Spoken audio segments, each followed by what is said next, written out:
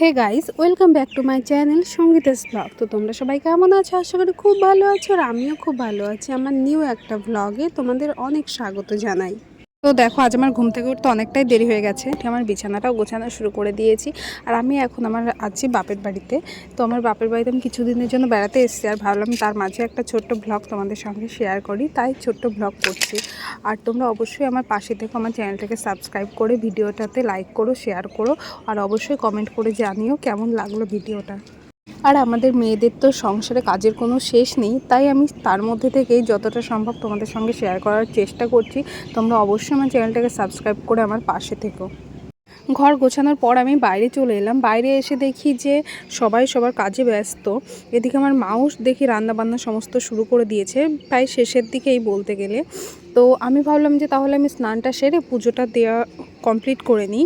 এদিকে মা রান্না করতে থাকুক। মারও রান্না বেশ শেষের দিকেই হয়ে এসেছিলো, মাছ ভাজছিল মা তখন, আমি যখন ভিডিও করি। এদিকে আরও দুটো রান্না হয়ে গেছে, তার মাঝে আমি আমার একটু ভিডিও ক্লিপও নিয়ে নিলাম তোমাদের সঙ্গে শেয়ার করার জন্য। তারপর দেখো, আমি স্নান করে চলে এসেছি একেবারে রেডি সেডি হয়ে পুজো দেওয়ার জন্য। আর আমার ঠাকুর ঘরে রয়েছে এইখানে মা সরস্বতী, তার পাশেই রয়েছে লক্ষ্মীনারায়ণ, তার পাশে রয়েছে পঞ্চতত্ত্ব, আর এখানে আমার বাবা মহাদেব। আর ওই যে সিংহাসনে দেখলে যে একটা প্যাঁচা, ওটা একটা ভাণ্ডার, আমি মাকে কিনে দিয়েছি লক্ষ্মীর প্যাঁচার ভাণ্ডার। আর এদিকে আমার পুজোর সমস্ত সরঞ্জাম আমি নিয়ে নিয়েছি।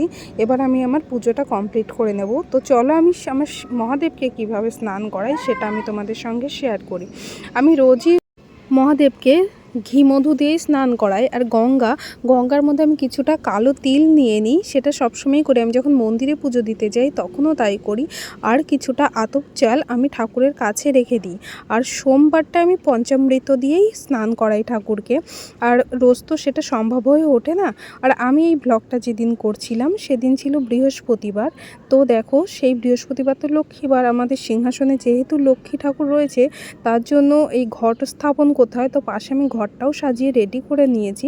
এবার আমার মহাদেবকে স্নান করালেই তারপর থেকেই আমি পুজোটা শুরু করব। আর এতক্ষণ তো পুজোর আগের যে কাজগুলো থাকে, ঠাকুরকে স্নান করানো বা বাকি কাজগুলো, সেগুলো সবটা কমপ্লিট করে নিলাম। আর তারপর দেখো, ওদিকে পুজো শেষ করে আমি বাইরে চলে এসেছি। এসে তো দেখি মা বড়ি দেবের জন্য কলাই ভিজিয়ে রেখেছে বড় গামলাতে, আবার ছোট পাশে বাটিতেও। আর এদিকে দুটো কুমড়ো, এই দুটোই তো না হলে বড়ি দেওয়া পসিবল হয় না। তো এই দেখো, আমি স্নান করে পুজো দিয়ে একেবারে এদিকে চলে এসেছি মাকে আবার সাহায্য করতে। তো আমি তাড়াতাড়ি মাকে একটু সাহায্য করার জন্য এই কুমড়োগুলো একটু ছিলে দিচ্ছিলাম, যাতে মায়ের একটু হেল্প হয়ে যায় তাড়াতাড়ি। আসলে আমরা মেয়েরা যদি মায়েদের কষ্ট না বুঝি তবে কে বুঝবে, তাই না? তো এইবার কুমড়োগুলো আমি এই পাতলা কাপড়টার মধ্যে ঢেলে দিচ্ছিলাম, যাতে জলটা খুব ভালোভাবে ঝরে যায়। এই পাতলা সাজির নিচে একটা ছিদ্রযুক্ত ঝুড়ি বসানো রয়েছে, এই দেখো।